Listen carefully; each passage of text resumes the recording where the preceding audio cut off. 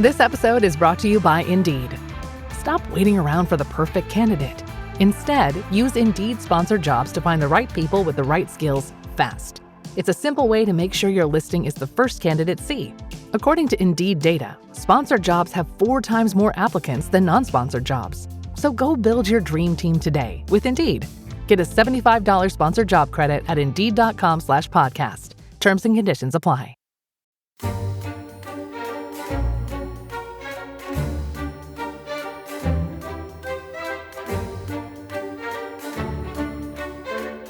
So this, my bon ami, is where the intrigues and the little plots of those reckless and guilty aristocrats have led.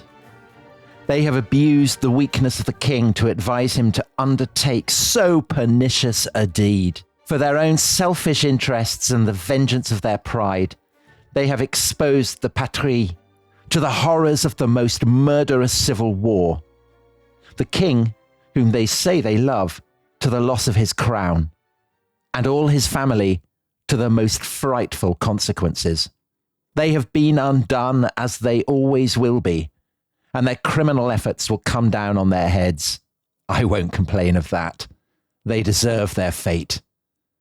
But the king, what humiliation. So that was the Marquis de Ferrières, Dominic, who we heard from in the previous episode. He is the aristocratic deputy at the National Assembly. And that is a letter that he wrote to his wife describing one of the most dramatic episodes in European history, namely the attempt by Louis XVI and Marie Antoinette with their children to escape Paris in disguise in June 1791, leave Paris behind. We'll be discussing what Louis actually hoped he would achieve if the attempt had been successful, but it wasn't, Dominic. And yet another turning point in the transformation of France from the greatest monarchy in Europe to a republic. It's a truly extraordinary story, this, Tom. So there are moments in the French Revolution that feel like the purest melodrama, aren't there? And this is absolutely one of them. And it's a thriller, actually. It's a really thrilling story. And the climax, the way it unfolds, changes the course of French history, arguably European history. This gamble that goes, spoiler alert, horribly, horribly wrong. And I love it because it goes with the grain of so much of what we know already about some of the main players. So Louis, Marie Antoinette, some of their hangers-on who we've been hearing about throughout the series, and they appear yet again. So it's a very dramatic story. But of course, as you say, really its significance is the impact it will have on the whole course of the revolution and therefore of French history. Yeah, definitely. So let's remind ourselves where we got to last time. So last time, actually, Tom, you took us through an equally extraordinary episode, the Women's March on Versailles in October 1789. And we ended with the royal family being brought back in an incredibly humiliating moment there, actually. They're brought back in this great procession by the fishwives and by the National Guard, with the National Assembly eventually trailing behind them to Paris, and they're installed in the Tuileries Palace. So that was last time. And now let's move on 12 months to the end of 1790. And look at where the revolution has got to.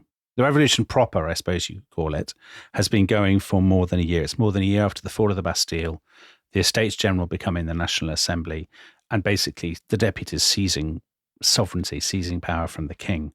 And the focus of the story now is no longer in Versailles. Versailles has been shuttered. Kind of become a museum. It has. And the focus is in Paris. So if you'd gone to Paris as a visitor, you would have noticed straight away at the end of 1790 how for ordinary people, life looks different. So there's a sort of unbridled sense of political freedom. People are wearing tricolor cockades. There are newspapers everywhere. That people are singing patriotic songs. They would sing them in the interval at the theatre and the opera. The revolution is a daily experience. It is a kind of living experience for Paris's hundreds of thousands of inhabitants. And Dominic, this is, I think, when William Wordsworth, the great romantic poet, goes to Paris and he writes his feelings about it, the famous lines, "Bliss was it in that dawn to be alive, but to be young was very heaven." So that sense of joyous expectation of the entire world on the cusp of a brilliant new dawn is absolutely what is animating people in the streets, isn't it? It is, absolutely, yeah. And there's a sense of people pushing all the time boundaries, people saying the unsayable, saying things they wouldn't have said a year ago or 2 years ago. It's a perfect example, actually, of a city that is living politics. every day. And the tone is increasingly set by radical journalists. So you mentioned one, in fact, you mentioned a couple, Camille Desmoulins and Jean-Paul Marat.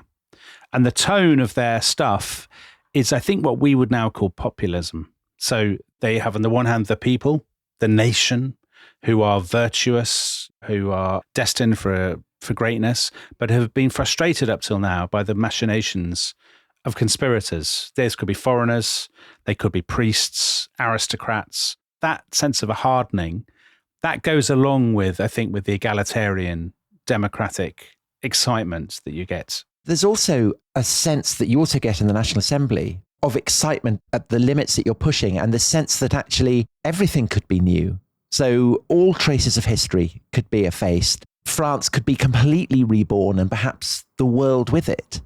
And I guess that sense of excitement is kind of what is new about the politics of the situation. Do you think? Yeah, I think so. And I think there's a sense of radical excitement that goes beyond anything that's been seen in previous revolutions. So, of course, there's been a degree of excitement in the English Revolution, in the 17th century, or the American Revolution. But this sense that everything that went before, you can get rid of it. You know better now. You can do something new. And of course, for the deputies of the National Assembly, that's both very exciting, but also potentially very exhausting. Sure. This is a lot of work to do, isn't there? Yeah, they have been working now for the best part of 2 years on a constitution, on a new framework for France. And they're rethinking everything. Government, law. You talked before about the most incendiary of all these things, which is the relationship of the church and state. And all of these things have massive repercussions in the countryside, and they're getting letters back the whole time. It's actually, the French Revolution is, if nothing else, it's a story about paperwork. So it's a story about young men basically being overwhelmed with enormous quantities of paperwork. And actually, the people at the National Assembly, of course, they are very excited, but they're also unbelievably tired. So historians who talk about this period notice that in their letters, they say all the time that they're suffering from massive headaches, they're not eating, they can't sleep, they are just overwhelmed. And actually, more and more, it's a hardcore who are driving the politics. So there are about 1,200 people in the National Assembly, but only 400 of them are actually still turning up. The nobles and a lot of the priests are now staying away. And is that an expression of hostility to what is happening? Or is it nervousness? Or is it just they don't really identify with what's happening? I think it's all of those things. I think they're worried about where it's going.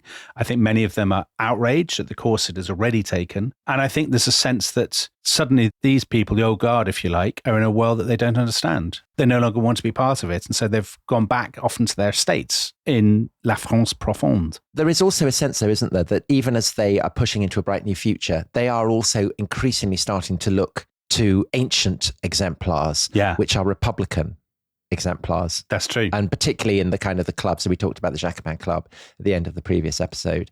The exemplars are becoming Republican, aren't they? Well, so the Jacobin Club that you ended with last time, officially the Society of the Friends of the Constitution that meets in this old monastery very close to the National Assembly. If you went into the Jacobin Club, they would have busts of Brutus, Cato, Benjamin Franklin. They had framed copies of the Declaration of the Rights of Man. There is a sort of sense that you're in, I mean, it's a kind of metropolitan elite, but it's a Republican. It is. Brutus and Cato are both famous people who fought against an autocrat. But they don't see themselves as Republicans at this stage. That's the interesting thing. They're almost unconsciously Republicans, I would say. Actually, on the clubs, the Jacobin Club, there's a network of them. It's a bit sort of Soho House. So they've opened basically subsidiaries all across France. There are about 400 of them by the beginning of 1791. With spas.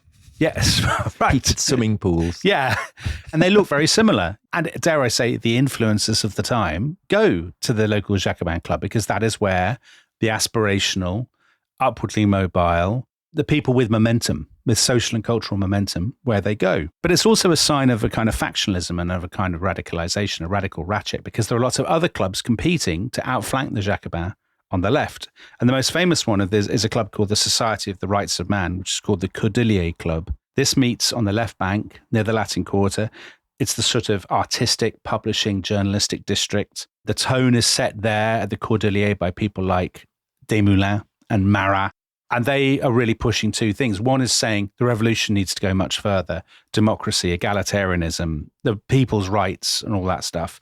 And then the other side of it is that very aggressive populist side. So that it's at the Cordelier that people are going on about conspiracies the whole time. And Dominic, the issue of democracy, because that then begs the question, which I'm sure people have been wondering about, who actually has the vote in all this. The Constitution, as it's being structured, has come up with the notion of active and passive citizens, hasn't it? Yeah, that's right. That active citizens are basically males over 25 who pay a certain amount of money in tax or whatever each year, and they have voting rights, and everyone else doesn't. And that, of course, includes women. So there is scope there for a leftward push inherent in the kind of model of democracy that's being structured. There is, absolutely. So that's one of the things that is, as it were, pushing the revolution, a sense of democratic excitement and a sense that you can actually, there are always more boundaries to cross. Simon Sharma says of these clubs, so there are these kind of fraternal societies, as they call it, that are associated with the Cordelier, that are, some of them in some ways become even more radical. And he says their rhetoric was Rousseau with a hoarse voice and sharpened with bloody-minded impatience. And that bloody-minded impatience is very important because in late 1790, early 1791, bread prices are still very high. And in fact, inflation has gone through the roof because the government is now printing a lot of paper money, assignats, they're called. So when you have high inflation, you have labour unrest because people say their wages aren't high enough to meet their outgoings.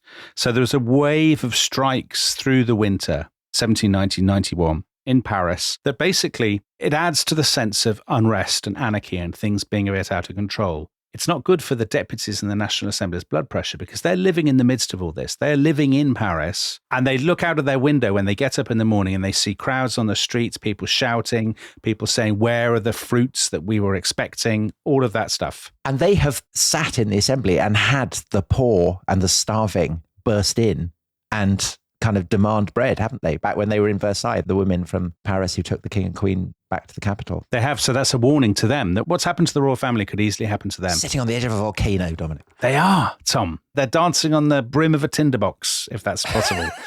Yes. So some of the more far-sighted members of the National Assembly had seen this coming, had actually said, even years earlier, in 1789, you know, actually turning the Estates General into a National Assembly, having a new constitution, it's not going to solve the financial problems overnight, nor is it going to give people cheaper bread. And actually, one of the people who noticed this was the Comte de Mirabeau, who we talked about before, this gigantic, incredibly ugly, very successful with the ladies. Yet another of the figures in the French Revolution with bad skin. Exactly. He said in early 1791, the people have been promised more than can be promised. They have been given hopes it will be impossible to realize. In the last analysis, he said, they'll judge the revolution by this fact alone.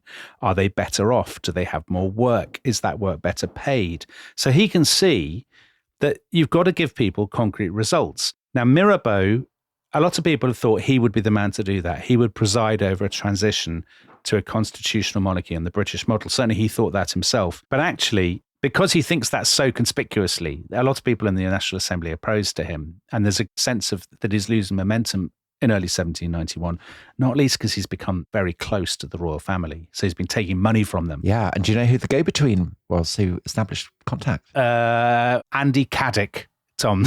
No, it was Monsieur Léonard again. The hairdresser. The hairdresser Oh, who no. pops up in all kinds of unexpected places, according to his own version. Okay, well, that's who knew that was coming. But then Mirabeau dies in April 1791, so he's out of the equation. So he's basically the only major figure in the entire revolution who dies in his bed. Is he?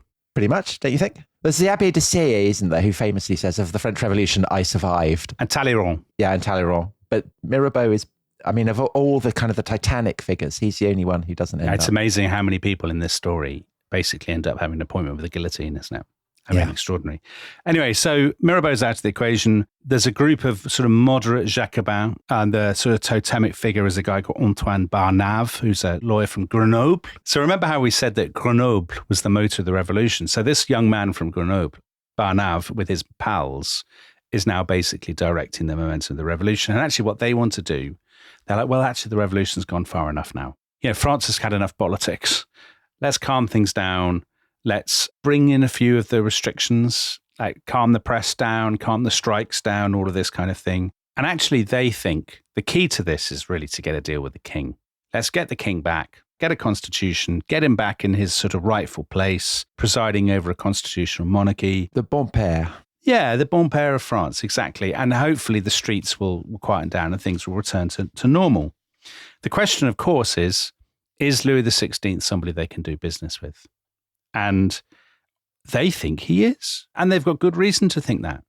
Because, you know, when you did that amazing set piece about him being brought back and Marie Antoinette on the balcony and the terrible scenes. So obviously after that, they're pretty traumatized, Louis and Marie Antoinette. And they didn't go out of the Tuileries for weeks, for months.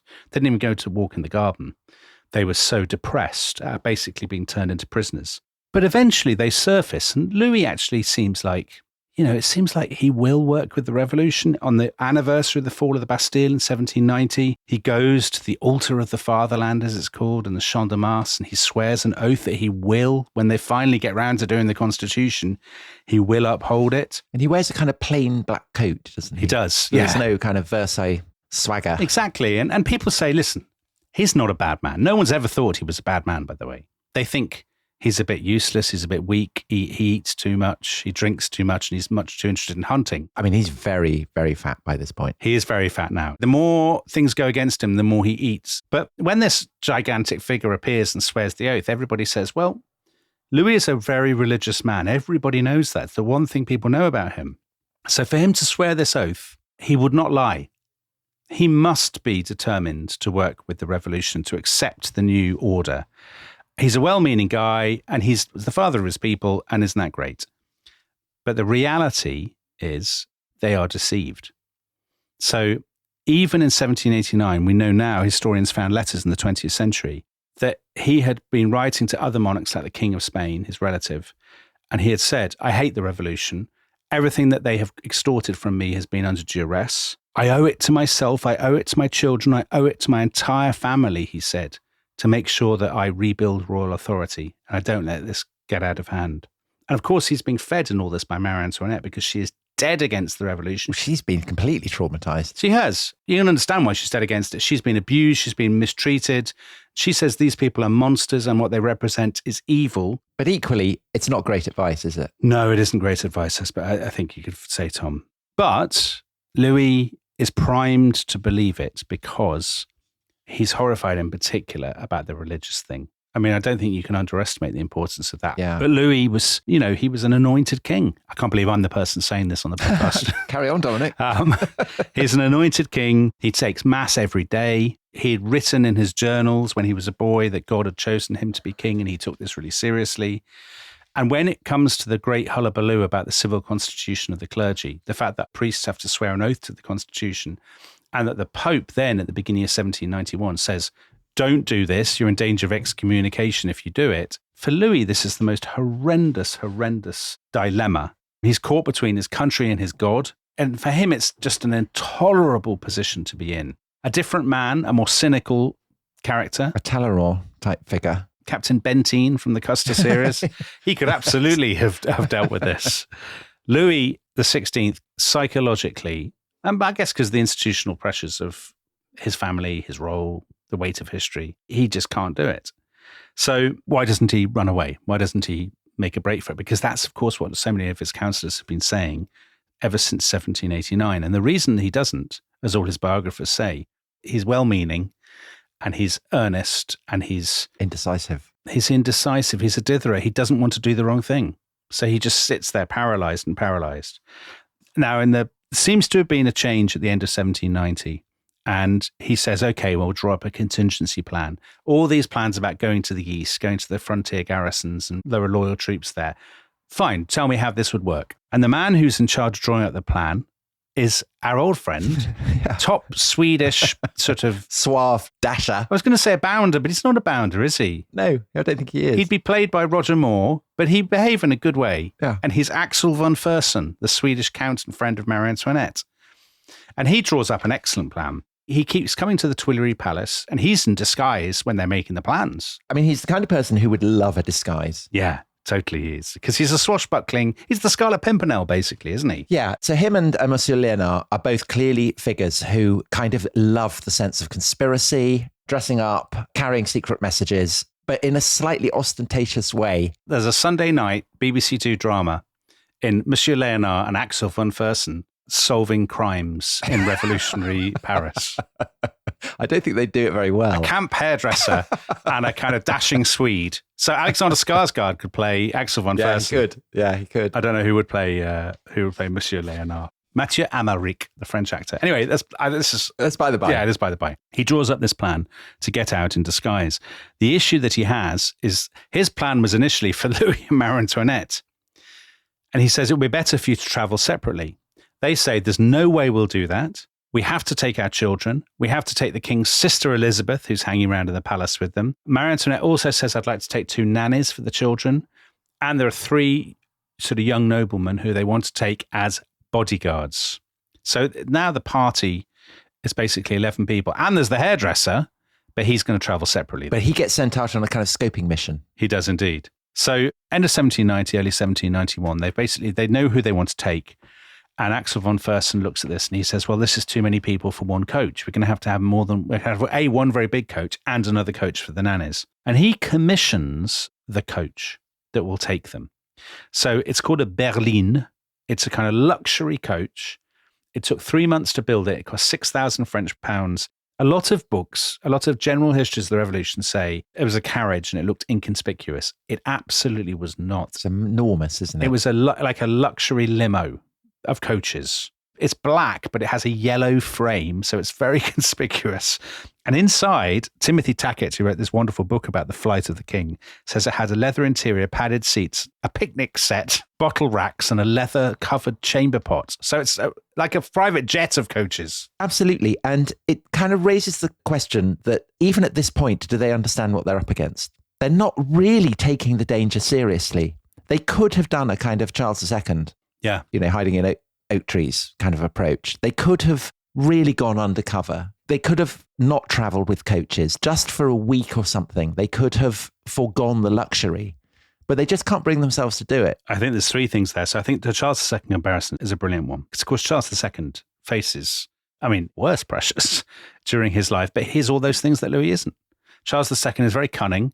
He can be quite malign. He's incredibly cynical and he wins, right? He plays his cards brilliantly. So there's that element to it. I think they don't understand France, as we will see. Of course, because they haven't been going out into the country at all, have they? They've just been in Versailles most of their lives. No, they don't understand France. They're such prisoners, aren't they, of their own upbringing, and that they've lived in that extraordinary environment of Versailles, and they cannot conceive of doing a Charles II and just going completely incognito. And the irony of it is that Marie Antoinette, of all people, is the person who kind of loves the ideal of simplicity, of escaping hidebound convention. And yet, at the end, she is destroyed by her inability to realize what that might actually mean. Yeah, no, I think that's true. She loves the dressing up. Well, as we'll see. But it's kind of, I want to be like common people. It's very pulp. Yeah. There's kind of real cosplay about it. So are they going to do it? That's the question. And actually, it's still hanging in the air a bit in the early months of 1791. And then something happens that pushes Louis over the edge. He wants to go to, they've got a house at Saint Cloud, sort of country house. And he wants to go there for Easter because basically there are priests there who have not sworn the oath to the Constitution, who are sort of still loyal to Rome, as it were. And he wants to go and have Easter with them. And news of this gets out in Paris. A huge crowd assembles. When he and Marie Antoinette go to leave the Tuileries, they are blocked by the crowd in their carriage, and they have to sit there being abused by the crowd for almost 2 hours. And Marie Antoinette is in floods of tears. Louis is really shaken.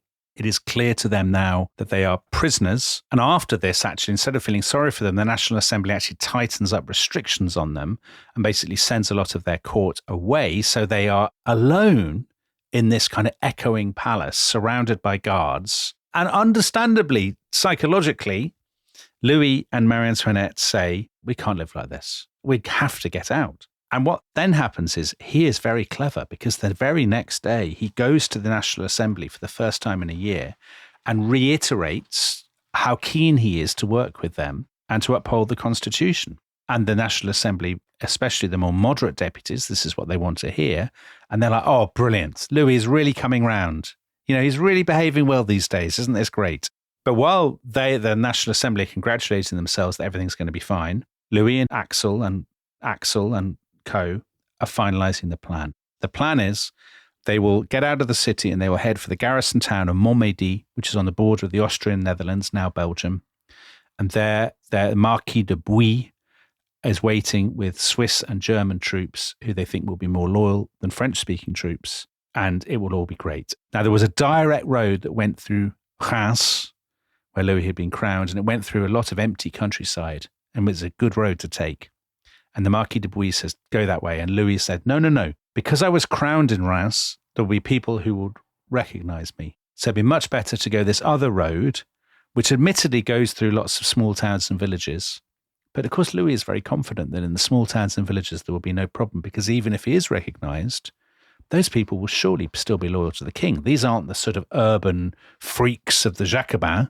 These are ordinary French men and women, decent people. Salt of the earth. Salt of the earth, exactly. But the real question is, you raised this at the beginning, Tom, what's the end game? What is the point? Let's imagine he gets to Montmédy and he rendezvous with the troops. What then? I mean, does he have enough troops is the first question. There are attachments of Swiss troops and German troops, but we know that commanders had said to him in 1789, we don't really have enough troops to take. Paris is a big place. We're not confident we have enough troops to take Paris if the population of the city is against us. And of course, the National Guard are in Paris, and there will be French-speaking troops who will rally surely to the National Assembly. So there's that. The Austrian ambassador who was in touch with Marie Antoinette, who was what we'd now call a Belgian, because he's a French speaker from the Austrian Netherlands, he had been writing to Marie Antoinette and he had said, don't do this, because if it works, if you get out of the capital, basically you're going to declare civil war and the French people will suffer immeasurably and you might not even win. But he then says to her, I don't think you will get out. I think every village and town you go through will be against you. And if you are caught, it will be a catastrophe for you and for the monarchy. And the Austrian ambassador had actually said, listen, I just think you have to wait this out. The mad creations of the revolutionaries will collapse by themselves. But for perfectly understandable human reasons, Louis and Marie Antoinette don't want to wait. They don't believe the revolution will collapse, but more importantly, they have this, I think, this terrible sense of doom hanging over them, that they're in this palace in the center of Paris. Yeah, kind of echoing. Yeah, and the streets outside seething with tension.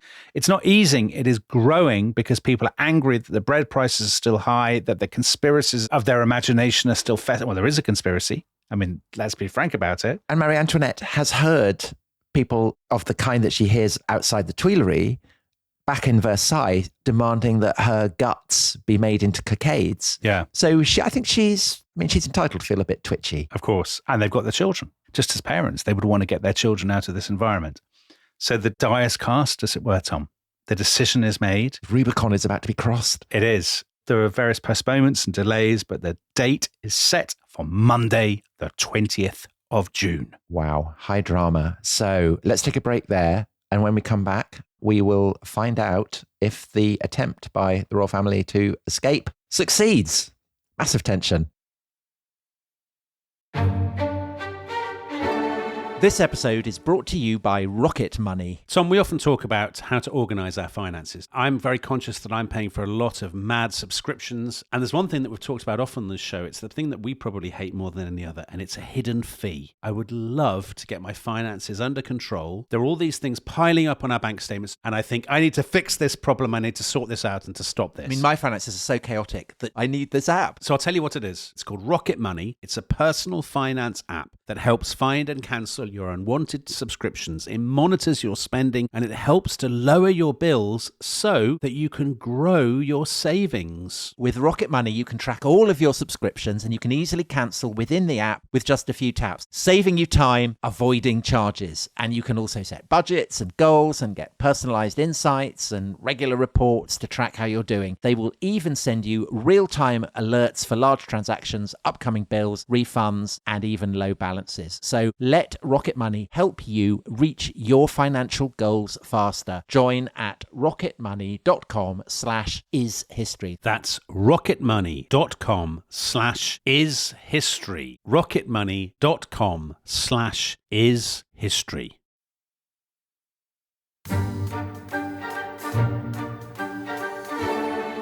Hello, welcome back to The Rest is History. Dominic, we are entering the final segment of this 8-part epic on the beginnings of the French Revolution. All is set for the attempt by the royal family to make their escape from Paris. How does it go? So the date, as we said, was set for Monday, the 20th of June. And that day, to outside observers, everything seems perfectly normal. The Queen goes to Mass as normal.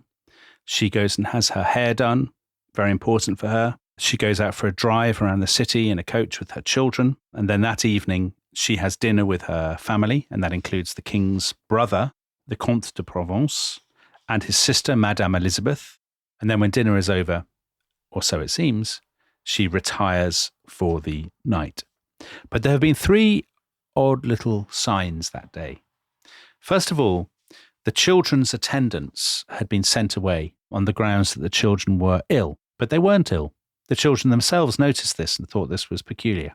Number two, if you'd been to the palace, to the Tuileries Gardens that day, you would have noticed an empty hackney cab, a fiacre, as they're called in French, sitting there at the Champs-Élysées. Nobody in it, nobody really notices it, but there it sits. And there's another empty cab just across the River Seine, on the other side of the Seine. Again, just parked by the side of the road, nobody there. Again, nobody really notices it. Now, while Marie Antoinette is having her hair done and all of that kind of stuff, Louis is putting the finishing touches to a letter.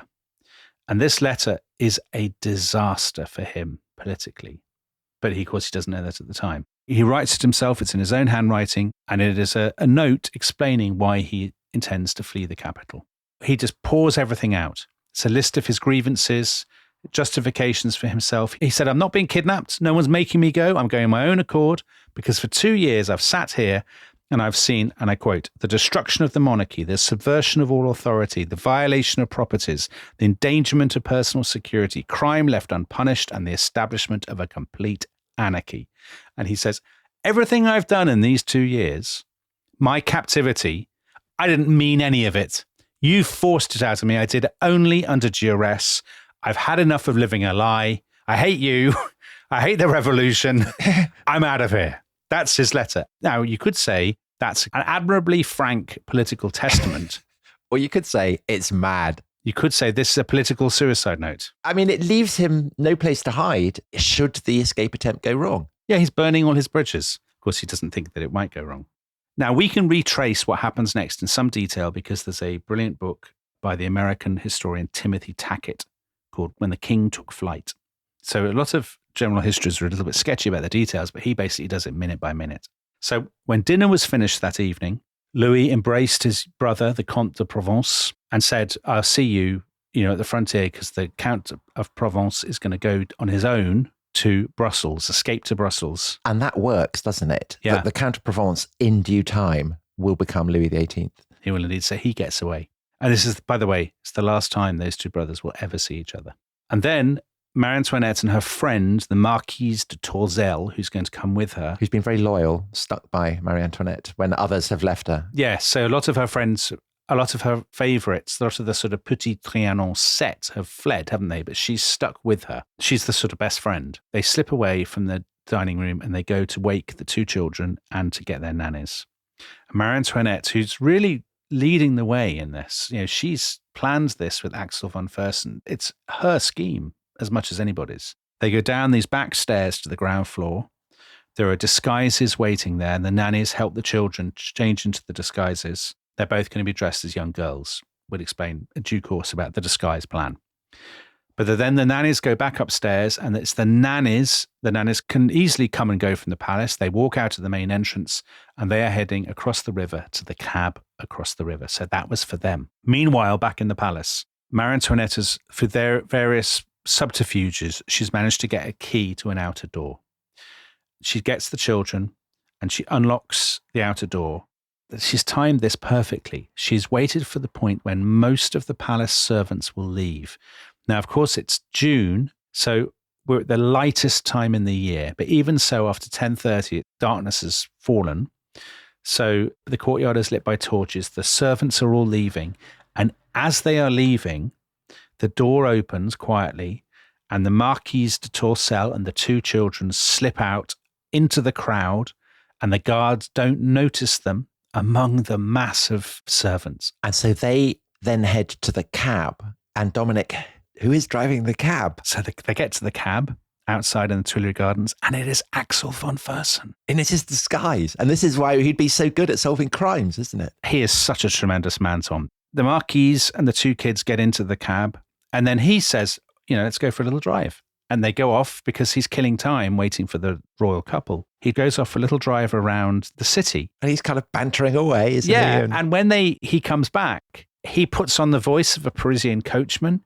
He exchanges banter with the other coachman. Yeah. He stops and has a smoke with the other coachman, and he's whistling and humming tremendous. a tune. He's really behaving splendidly. I mean, everything that would make him, as you say, a brilliant detective. Brilliant. He's a tremendous man. Now, the next person out is meant to be the king. And I mean, the whole story is so Hollywood. He's about to go when suddenly General Lafayette and Jean-Sylvain Bailly, the mayor of Paris, arrive to talk to him about a minor political issue. I mean, so late at night, who would have imagined it? And he has to stop and chat to them and answer their questions and say, yes, I'll do this or whatever, all very sort of perfunctory stuff. And so that's basically an hour, isn't it? Yes. And that means that you're an hour closer to dawn. Yeah. So right from this point, actually, they're running late. Like nothing quite goes. Of course, it's the nature of these things. Nothing quite goes according to plan. Mm. So they leave at about 11:30. He then has to pretend to go to bed. He dismisses his servants. Then he gets back out of bed. He puts on his disguise, which is a very plain kind of coat and hat. And he goes out this outer door across the courtyard. I mean, to be fair to Louis, he is so calm and cool under pressure. He gets halfway across the courtyard under the eyes of the guards. Then he stops, bends down and fiddles with the buckle of his shoe. And of course, this doesn't look like a man escaping, right? This looks like a man who's just very relaxed. It's quite impressive that he knows how to buckle his own shoe. Yeah. I'm sure he's like Churchill with a boiling of the egg. He's seen it done. Yeah, he's seen it done. So then he crosses the courtyard to Axel von Fersen's cab. And the last person to leave is Marie Antoinette herself. And as she's out, she goes round a corner and she virtually bumps into Lafayette, who is leaving the palace. Fancy meeting you here. But it's in the torchlight. There's darkness. He doesn't recognize her. And she sort of shrinks back into the shadows for a second and then continues. So it's now about 12:30. They're all in the cab. They're about an hour, as you said, behind schedule already. Axel von Fersen sets off and he drives very slowly and carefully through the darkened streets of Paris, all the way to the gate of Saint-Martin at the edge of the city. That's where he has parked this luxury vehicle, the berline. Discreet. And now there's a little bit of a faff because he can't find the berline in the darkness because the berline is with these three guys who are the bodyguards. Finally, they meet up. They've lost another bit of time now. They basically park their first cab in a ditch and they all transfer into the berline. They are now 2 hours behind schedule. However, they're at the edge of Paris. They've done well. They get in and Fersen says, go, go, go. It's going to get light very soon. And off they go east, heading out of the city into the countryside. The way they've planned this is that there will be relays of horses. That's the nature of any long distance journey in France in the late 18th century. One set of horses won't carry the whole way, and they've planned the relay stops intricately. The first relay stop, a place called Bondy, Axel von Fersen splits up with them. He has handled this superbly so far. He is now going to go off on horseback, rather like the Comte de Provence. He's going to head into Belgium, to the Austrian Netherlands, and then he will meet them again when they finally get to the border at Montmédy. So it's emotional farewells, and then off he rides. The next stop at a place called Clay, they meet the cab with the two nannies in it. So now there's two of them traveling basically in convoy. And the party is complete and they are heading east through the Ile-de-France towards Champagne. So they rattle east across these roads. This is a major highway. You know, it's not a tarmac road of the kind that we recognize. And just to reiterate, this carriage, I mean, is massively indiscreet. It is massively indiscreet. And it's painted like a wasp, basically. Yeah, it is. So, I mean, it's... yeah, black and yellow. Agreed. It's sort of kind of Habsburg colours, actually.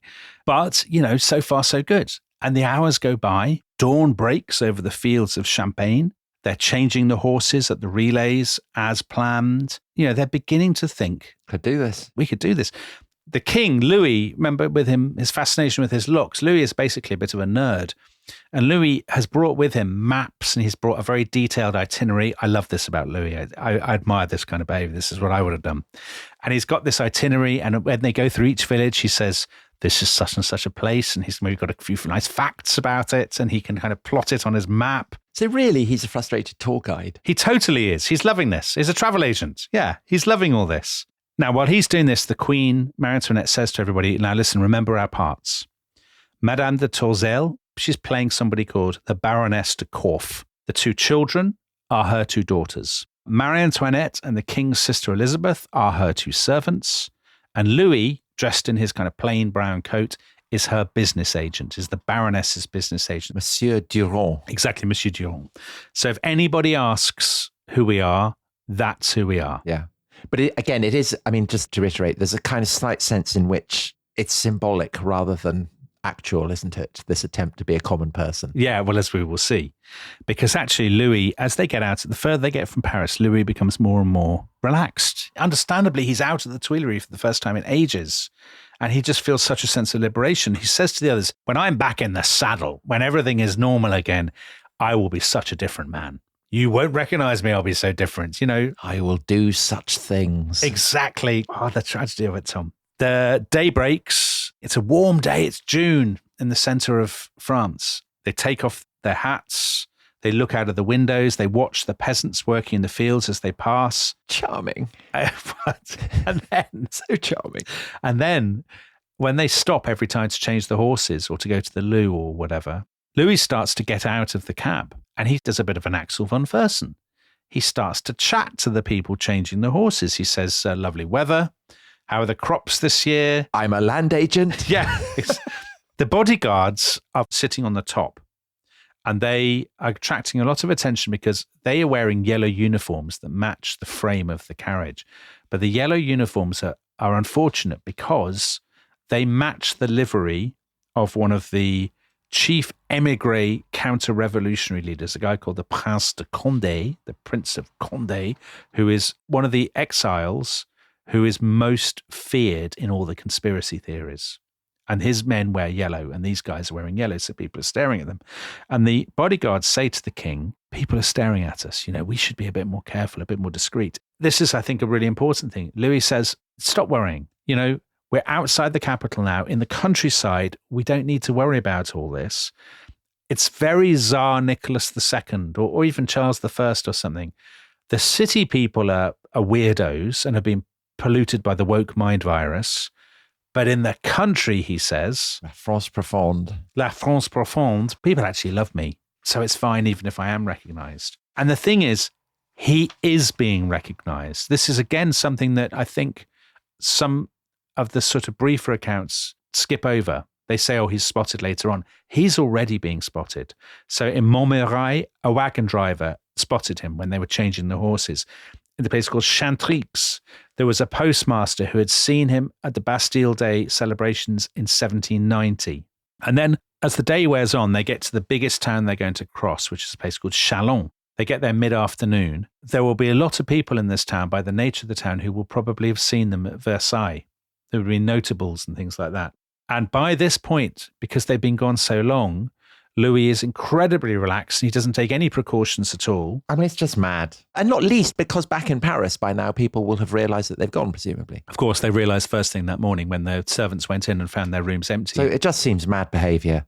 I mean, he could be hiding up an oak tree and instead he's kind of roaming around pretending to be a land agent.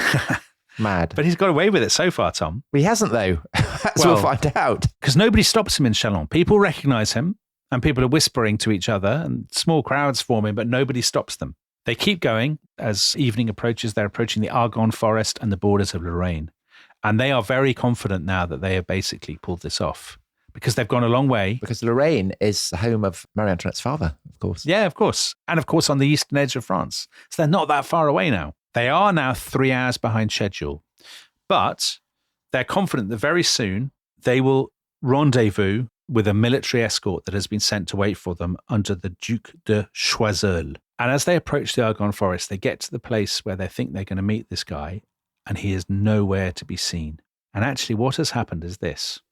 The Duc de Choiseul had arrived with a small group of cavalry, but wherever cavalry go in France in 1791, peasants are very alarmed because the peasants, of course, because of the revolution, have not paid their feudal dues, their seigneurial dues. Yeah, so that was the grand peur, the great fear. The great fear, exactly. And when men and horses, armed men on horseback arrive, the peasants panic and think they're about to be punished or that these men have been sent to steal their crops or to take their money or something. So Choiseul is actually, and his men attract a lot of attention, angry crowds, and people sort of throwing stones at them and shouting at them and stuff. And by mid-afternoon, because the king has fallen so far behind schedule, Choiseul is sick of waiting, or is frightened, and basically decides, he's probably not coming. This is awful. It's a very awkward and difficult situation. He's probably not coming. I'm actually just going to fall back to the nearest military encampment. And what is worse, he sends a message to other cavalry detachments in the area to say, I actually don't think they're coming. And who's the messenger, Dominic? Well, the messenger actually delivers the message very competently.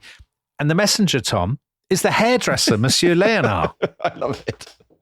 I love the way he just keeps popping up. And he does this very well. And of course, it's a disaster for Louis and Marie Antoinette, because Monsieur Léonard goes around the area, the neighborhood, riding or whatever to different cavalry groups and saying, the treasure's not arriving today. There will be new orders tomorrow. And this message. So Monsieur Léonard. And this message, well, he's just doing what he'd been told to do. His mastery of codes. So with Von Fersen's mastery of disguise and his mastery of codes. It's a brilliant team. They'd be an unbeatable combination. So darkness falls and the royal family have not met up with the escort that they hoped for. And they head on alone into the small town of Saint-Menu, as it is called. And there they start to change the horses once again. The stable hands at the post station are changing the horses. And they've almost finished when the man who runs the post station, basically the postmaster, arrives from the fields where he has been working. His name is Jean-Baptiste Drouet. He's 28 years old and he used to be in the cavalry. He's a very ambitious, upwardly mobile, self-confident man. And he comes in and he sees his stable hands changing these horses and he looks into this huge carriage to see who's there because he's naturally curious. And the first person he sees, he recognizes her straight away. It's Marie Antoinette. And then he looks at the man sitting next to her and he's this big, fat, heavy-set man who he hasn't seen before. But he had seen Marie Antoinette at Versailles when he was a cavalryman. But he hasn't seen this man, but he recognizes the man because the man has the same face that is on the new inflationary paper money. It's Louis XVI. The horses are now finished to change, and before Drouet can do anything, the carriage rattles away out of the yard. And he's just standing there, and he says to the people around him, that was the king and queen. I know that was the king and queen. And Saint-Menu is a small place. People start to gather, and Drouet says, there's no doubt in my mind that's who they were. And the local bigwigs appear, and they're like, what are they doing? Now, in this world where the conspiracy theories have been circulating all this time, they immediately say, he's going to get a foreign army. That's what he's going to do. He's going to invade this country and attack our revolution, stop our revolution. They might not be wrong. Well, they're right. Yeah, they're absolutely right. And the town bigwigs say, who's the fastest rider? It's Drouet, who had once been a cavalryman. They say, you would get your mate Jean-Guillaume, you go after them. You must tell people in the next town and stop them. The next town is a town called Varennes. At 11 o'clock, the royal coach approaches Varennes. It is an hour and a half ahead of Drouet, so they have a bit of time to play with. Varennes is about 1,500 people in the Argonne forest. Don't forget, they don't have their escort. Now, they were expecting that the army would leave horses for them on the outskirts of Varennes. But of course, the message has gone around. The treasure's not coming today. So those horses are nowhere to be seen. The royal bodyguards get down. They look for them. They even knock on a few doors. No joy, no horses. There's a lot of dithering and arguing because the people with the current horses don't want to go on. They don't want to push the horses beyond the limits of their endurance. And they've been specifically told not to go past Varennes. So there's then a bit of an argument. The drivers don't want to keep going until they've had a rest, until they've fed the horses and all of this stuff. And while this argument is going on, by the side of the road, Drouet and Guillaume ride right past them without even noticing them towards Varennes. Finally, the bodyguards get back onto the coach. They agree they'll go into Varennes and they'll see what they can do. And the carriages roll into Varennes, which is in total darkness now. We're virtually midnight. And then as they approach this inn in the center of the town, the Inn of the Golden Arm, they can hear people shouting.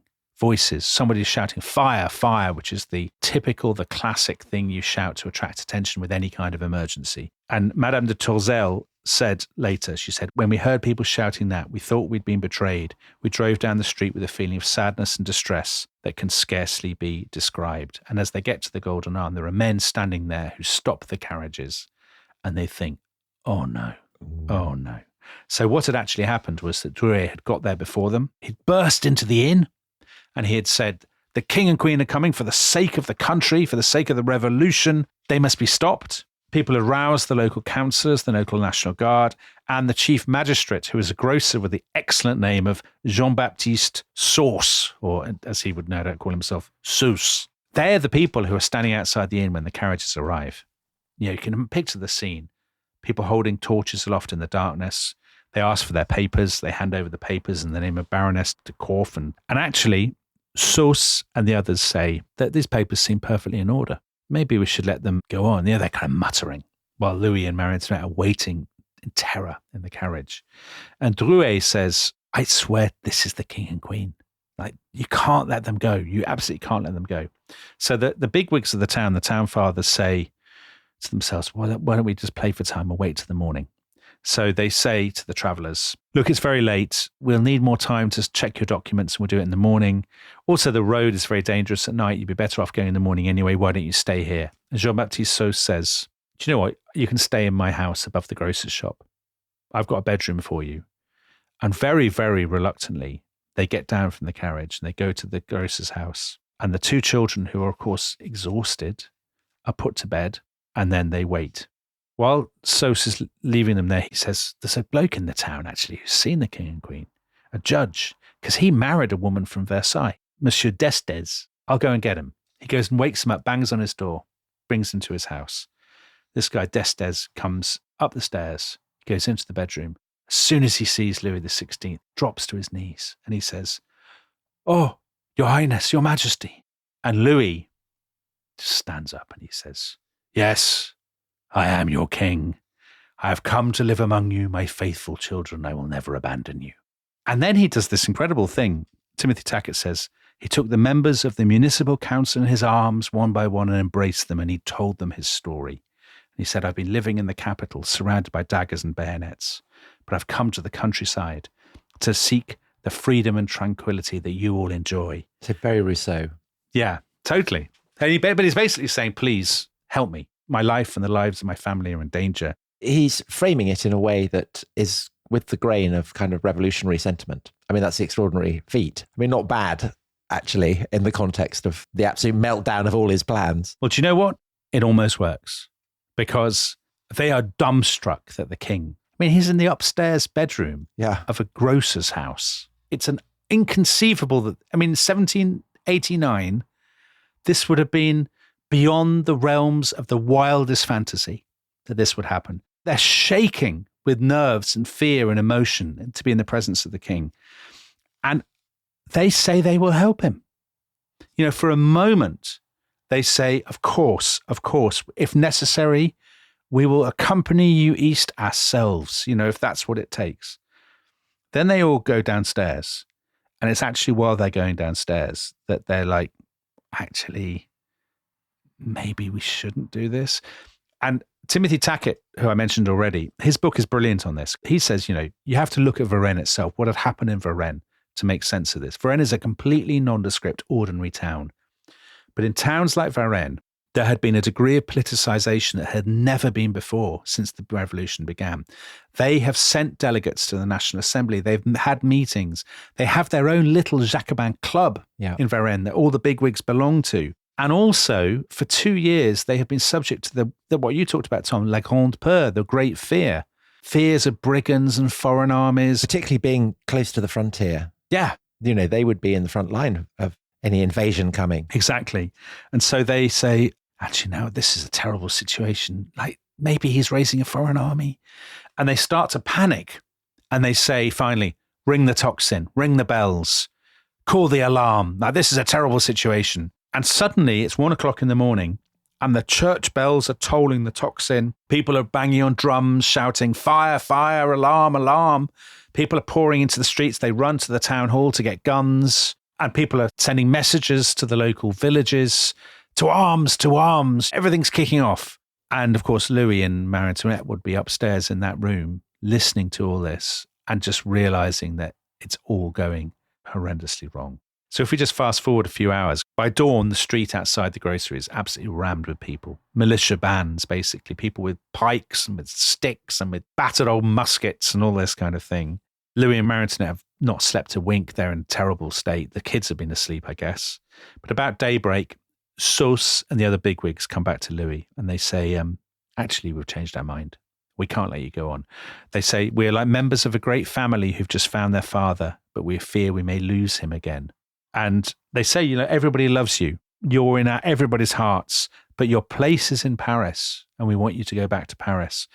And Louis and Marie Antoinette, you can just picture the scene. They're desperately arguing with them. Please let us go. We'll die in Paris. And then at 6 o'clock in the morning, 2 men arrive from Paris, and they're couriers with a message from General Lafayette. The morning of the 21st, when the news had broken that the palace was deserted, Lafayette and the National Assembly had sent messages all over France. Stop them, intercept them, do not let them get away. And they hand these decrees, the couriers, to the royal family. Marie Antoinette just spits out, she says, "What insolence!" And she throws the message to the ground. But a very revealing little sign of their two characters. Louis doesn't react. He's not angry. He's just tired and sad. And he says, "There's no longer a king in France." So at 7:30, they're led downstairs and they're put back into these carriages. Huge crowds standing around. This is worse than when they were brought from Versailles to Paris. Oh, totally. Because they've failed. The October thing in 1789 was humiliating. But they're guilty. They've been caught. That's the thing. They come down, the crowd's all pressing around them, people staring at them, all this. And people start to shout, "Vive la nation! Go back to Paris!" And all this stuff. But not Vive le Roi. Not Vive le Roi. The journey west, they then head west again with this huge crowd surrounding them. It's a 4-day journey this time. It's very tiring. It's very hot, incredibly dusty, because the great weight of the people surrounding them brings up loads of dust from these kind of roads. And all the old kind of abusive canards that have been aimed at both Marie Antoinette and Louis are kind of wheeled out again, aren't they? So Marie Antoinette is this voracious vampire, sexually predatory, been sleeping around with everyone. And Louis is the kind of feeble cuckold. And their characters are now absolutely being set in that kind of abusive cast. Totally they are. I mean, if you think about it, they're in this carriage, this kind of airless, horrible environment day after day. At least they've got their chamber pots. Exactly, and the picnic equipment. And they are surrounded by thousands of people who, as you say, are shouting abuse through the windows, throwing stones. And the royal bodyguards, the 3 nobles in the yellow coats, are still sitting on the top. And people are like hurling earth at them and dung and all this kind of thing. Dead cats, exactly. So it's a really sort of horrible scene. There is actually one moment of violence. So outside Saint-Menu, a local nobleman, a young count called Dampierre, tries to ride up to the carriage to shout, "Long live the king." He's wants to show his solidarity with them. The crowd drive him off and he rides off into the fields. Louis is watching all this from the windows. His own peasants pursue him. They shoot him, drag him off his horse, and then stab him to death with their kind of knives and pitchforks and stuff. So that must have helped set Louis's nerves. Set his mind at rest. On the second day, they were joined by 3 men from the National Assembly. The National Assembly agreed they would send 3 people of different ideological persuasions to ride back with them. A monarchist, a radical, and this guy Barnave that we mentioned, the guy from Grenoble, who's the kind of big man in the National Assembly. And he sits next to Marie Antoinette. And will have quite the relationship with her in due course. Yeah, he's got a slight, it's not really a crush, but basically they talk a lot as the carriage rolls west. And he starts to think, she and I, we understand each other. We can do business together. And as we will see, for Barnave and his faction, who end up being called the Feuillants, this is a very bad miscalculation. Because obviously, it's a reminder, actually, the ground is shifting so quickly that even the person who now seems to have the kind of political upper hand doesn't realize. Yeah. Yesterday's radical is today's centrist down. Exactly. Well, that's exactly it. Finally, they approach the Paris suburbs and the mood now is very aggressive. There are attempts to storm the carriage, which the National Guardsmen have to kind of fight off. There's scuffling between the National Guard escort and the crowds, which leave people wounded. And finally, they get into the city walls. They're surrounded by Lafayette's cavalry and the carriage comes into the city. All Paris has turned out to watch. Tens of thousands of people crammed into balconies. They're on trees and they're packed into the pavements. And it's just a total silence. No shouting. They've been ordered, no noise from the orders that come down from the authorities. Their hats remain stubbornly on their heads. They don't remove their hats when the royal carriage passes. It's an atmosphere that actually, it's not just silent, it is terrifying as the carriage comes along. And at last, they reach the Tuileries Palace. The guards are all crowding around them to protect them. Louis and Marie Antoinette and the children are able to get down and to walk inside. But when the bodyguards, the three noblemen, get down in their yellow coats, the crowd break through the cordon. They basically rip into the bodyguards and start to kind of tear them apart. Lafayette's men have to kind of push back to intervene and basically drag away the battered, blooded bodyguards to safety. And then the gates of the Tuileries clang shut and the doors slam shut behind Marie Antoinette and Louis. They're back home again and it's over. They've failed. And of course, what's worse, he'd left that note and everybody has read it. And it is patently clear that he will never work, deep down, he will never reconcile himself to the revolution and that he has been lying all along. So, Dominic, just before we end this episode and the series with it, I guess one obvious question, could it have worked? Could Louis have got away? Yeah, I think it could have worked. A lot of contingencies go wrong. They fall behind schedule. He's recognised, if he'd been more careful and if they'd kept to the plan, of course you can argue that they would always have fallen behind and that by definition he was always going to be a bit indiscreet. But the thing is, it doesn't fail by accident, right? There is a lot of accident, but it's not just accident. So there are two reasons I think that are crucial why it fails. One is his indecision plays a massive part in the story of the French Revolution, but it also plays a big part in this story because if he had gone in 1789, when all his advisors were begging him to go, or at least some of them, the chances of success would have been much higher. Even in 1790, they'd have been much higher. But by delaying and delaying, he makes it more likely that it fails. And why? This is the other thing, because La France profonde, the countryside, has changed in ways that he doesn't ever anticipate. Even in 2 years. So he thought it's the classic thing, isn't it? It's Nicholas II in St. Petersburg. It's Charles I in London. Oh, it's just the people in the city. The other people love me, which is what Louis thought. He didn't realize that even a tiny nothing place like Varennes had changed completely. And that actually when push came to shove, they would stick with the National Assembly and their own elected deputies rather than with him. So in a way, it's not just chance that stops him. It's the revolution that stops him because the revolution has changed everything. And the revolution in due course now will destroy him and the royal family and the monarchy. And the course is now clearly set for France to become a republic. But that is a story for another time. Probably in the autumn, we will continue this account of the revolution. But thank you for sticking with us this far. We will be back. Dominic, I've enjoyed doing this so much. One of the great, great convulsive episodes in world history, as we've been saying, and lots more convulsions still to come. Yeah, we'll be back in the autumn with the fall of the monarchy, the outbreak of war, the guillotine, and the beginning of the Reign of Terror. Murder of Marat. Yeah. So much to come. Brilliant stuff. And our next episode will be something completely different, namely the faking of a prehistoric skull in early 20th century Sussex. We'll be looking at the Piltdown Man. And then after that, we'll be looking at the history of Italian food. So a slight palate cleanser there. Definitely a palate cleanser. So we will see you soon. À bientôt. Au revoir.